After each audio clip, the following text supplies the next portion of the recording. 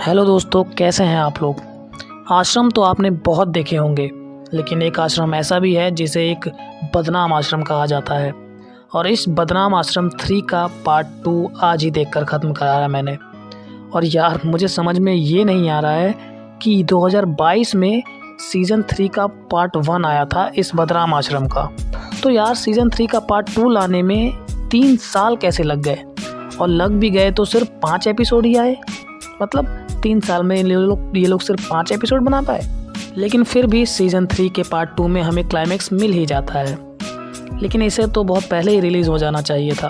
लेकिन कोई बात नहीं, सीज़न 3 का पार्ट 2 आया है अब 26 फरवरी 2025 को। तो आइए बताता हूँ कि इस पार्ट में आपको क्या क्या देखने को मिलने वाला है।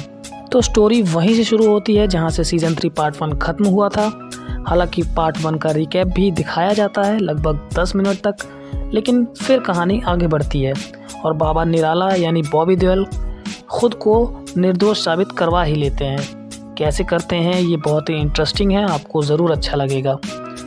वहीं अदिति पोहनकर यानी पम्मी झूठे आरोपों में गिरफ्तार हो जाती हैं, लेकिन बाद में बाबा के आदेश पर वो आश्रम में वापस आ जाती हैं। लेकिन पम्मी तो बाबा से बदला लेना चाहती हैं, जिसके लिए वो भोपा स्वामी को अपने हुस्न के जाल में फंसाती हैं और भोपा स्वामी को बाबा निराला के खिलाफ भड़काती हैं, जिससे बाबा निराला और भोपा स्वामी के बीच दरार पैदा हो जाती है।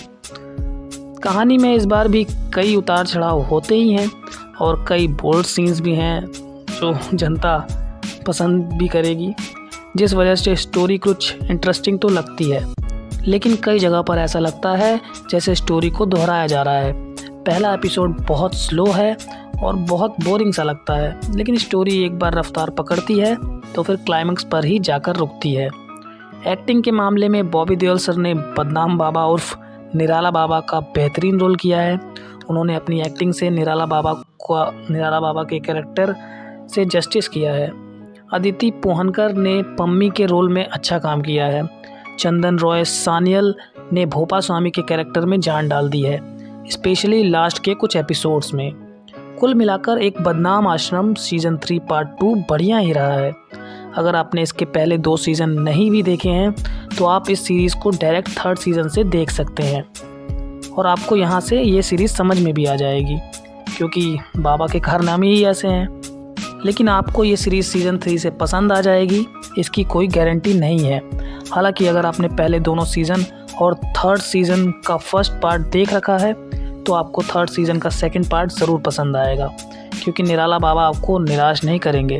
वो अपने कांड करने की खूबी से आपको सीरीज़ में बनाए रखेंगे। अगर आपने एक बदनाम आश्रम सीज़न 3 का सेकंड पार्ट देख लिया है तो कमेंट्स में ज़रूर बताना कि निराला बाबा की हरकतें आपको कैसी लगी। और अगर आपने नहीं देखा है तो जाओ और देखो और फिर बताओ कैसी लगी निराला बाबा की हरकतें। तब तक के लिए हम लोग मिलते हैं अगले वीडियो में।